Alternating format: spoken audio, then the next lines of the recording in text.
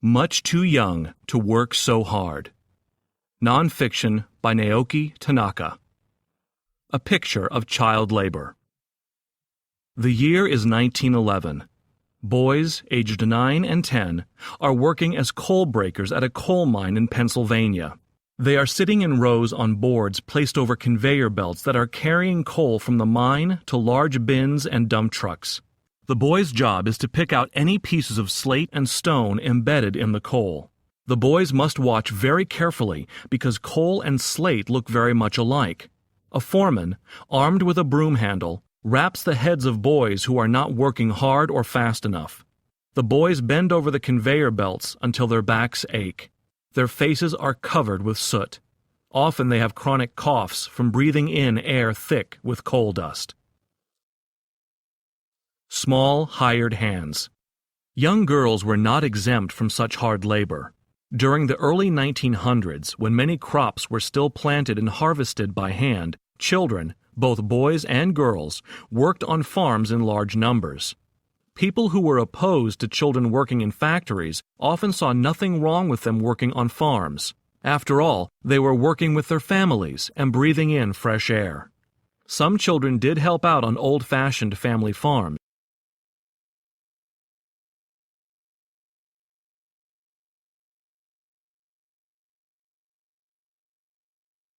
but many others traveled from farm to farm as hired hands, doing the same back-breaking work as the adults. A 1913 photograph shows 3 girls and a boy, ranging in age from 5 to 9 years, picking cotton in the sweltering Texas heat. Some of these cotton pickers were orphans. Others were the children of migrant workers. All of them picked cotton from dawn until the sun set.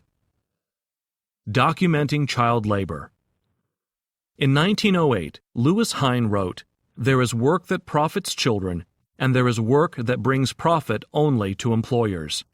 The object of employing children is not to train them, but to get high profits from their work." From 1908 until 1918, Hine documented in groundbreaking photographs children as young as 3 years old working long hours in often dangerous conditions. The children worked in factories, on farms, and in mines in the United States. As early as the 1830s, various states had passed laws restricting or prohibiting the employment of young children in industrial settings. Unfortunately, many of these laws were not enforced. Hine's goal was to publicize the fate of child laborers and the damage done to their young lives. His hope was that public outrage would stop the practice of employing children to do the work of adults. America's army of child laborers had been growing steadily over the 19th century, fueled largely by an expanding economy. Factories, mines, and mills needed cheap labor, which children could and did supply.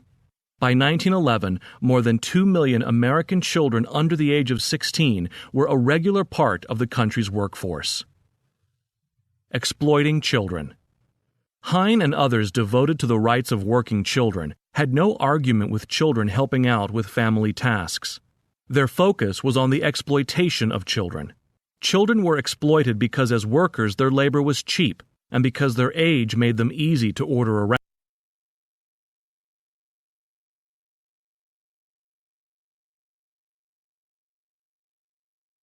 In addition, these working children were systematically robbed of education.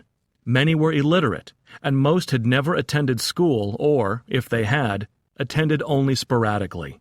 They were forced to be adults, shouldering adult responsibilities long before they were ready. Finally, the work they did was dangerous and hazardous to their health. Child labor advocates. Those who argued for the continued use of children in industry and on farms argued that the work helped children develop a solid work ethic, and that their work was necessary to support their impoverished families.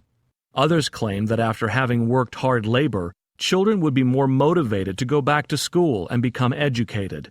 Still others claimed that the cheap labor provided by children was needed to keep certain industries up and running, which in turn kept the nation's economy healthy. The photographs of Lewis Hine succeeded in publicizing and proving what many Americans had refused to believe, that numerous American children were being cruelly exploited. What finally halted the widespread use of children as laborers, however, was the Great Depression of the 1930s. Sentiment against the use of child laborers had grown in the years preceding the Great Depression. With the economic catastrophe of the 1930s, however, many adults found themselves unemployed and struggling to find work. These adults wanted for themselves the jobs that traditionally had been held by children. Sadly, this more than any other reason turned the tide on using children as cheap labor. A long overdue victory. It took until 1938 for federal legislation banning the use of child labor to finally pass Congress. In 1941, the Supreme Court declared that legislation, the Fair Labor Standards Act, constitutional and made it the law of the land. With the exception of agricultural work, the law prohibited child labor for children under the age of 16. It set 18 as the minimum age for working hazardous jobs. It allowed children aged 14 and 15 to work in non-manufacturing, non-mining, and non-hazardous jobs outside of school hours. They could also work for limited times during school vacations. In the fight to protect the rights of children, this law was a great and long overdue victory.